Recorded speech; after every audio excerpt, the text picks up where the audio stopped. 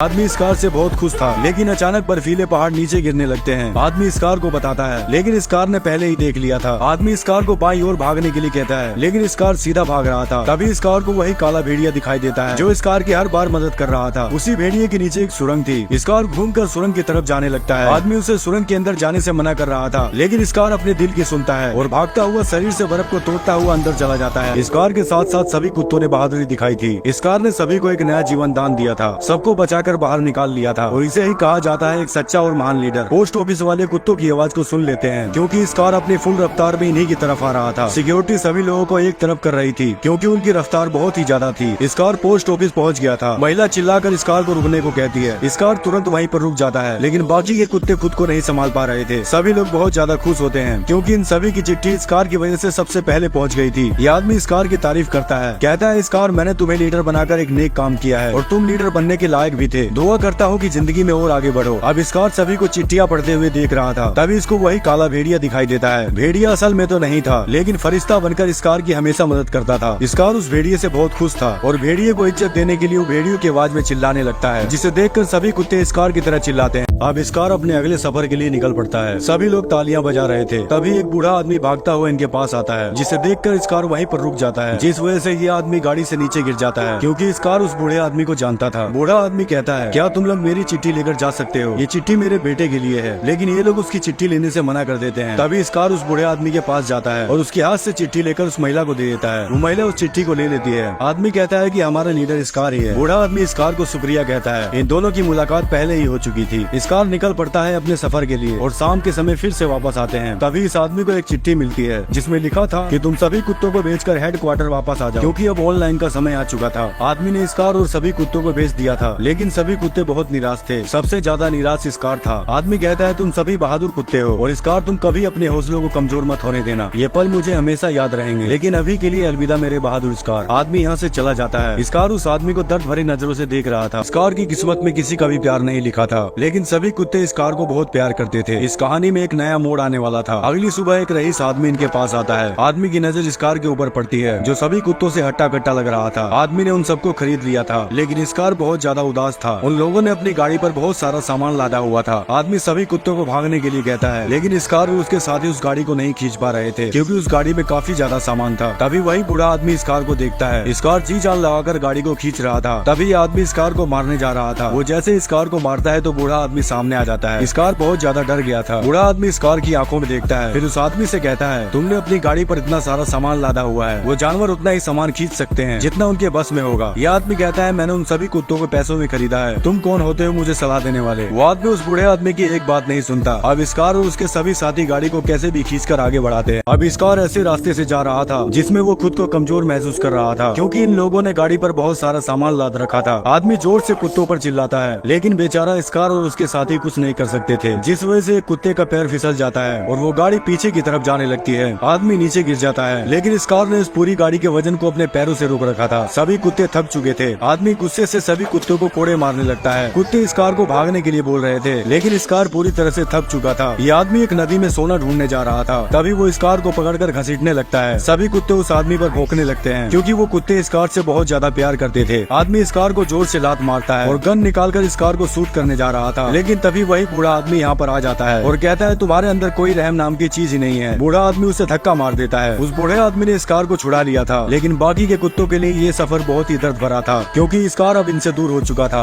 अब से इनको अकेले ही सफर को पूरा करना होगा। बूढ़ा आदमी इस कार को अपने साथ लेकर चला जाता है। इस कार को पूरे 2 दिन हो चुके थे। उसे होश नहीं आ रहा था, लेकिन तीसरे दिन इस कार को होश आता है। उसने देखा वो अपने दोस्तों के साथ नहीं था। इस कार घर से बाहर निकलकर अपने दोस्तों को ढूंढने लगता है। बूढ़ा आदमी बताता है, तुम्हारे दोस्त लौटकर वापस नहीं आएंगे। अब से तुम्हारा ना कोई दोस्त है और ना ही कोई मालिक। अब बूढ़ा आदमी बार में ड्रिंक करने आता है। बाहर इस कार भी आ चुका था। इस कार बूढ़े आदमी को बाहर से देख रहा था। तभी वही आदमी अंदर आकर बूढ़े आदमी को मारने लगता है। ये वही आदमी था जिसने इस कार को गधे की तरह इस्तेमाल किया था। तभी इस कार खिड़की तोड़कर उस आदमी को दबोच लेता है। इस कार जानता था कि ये वही आदमी है। बूढ़ा आदमी इस कार को शांत रहने को कहता है। तभी होटल का मालिक उस आदमी के पास गन देख लेता है और उसे होटल से बाहर कर दिया जाता है। अब रात के समय आदमी ड्रिंक कर रहा था, लेकिन इस कार को ये सब बिल्कुल भी अच्छा नहीं लग रहा था, जिस वजह से इस कार बोतल को उठाकर बाहर फेंक देता है। आदमी इस कार को बताता है, आज मेरा बेटा जिंदा होता तो वो भी तुम्हारी तरह ही करता जो तुमने आज ये सब किया। अब अगली सुबह आदमी एक नक्शा निकालता है। ये नक्शा उसी सोने वाली नदी का था।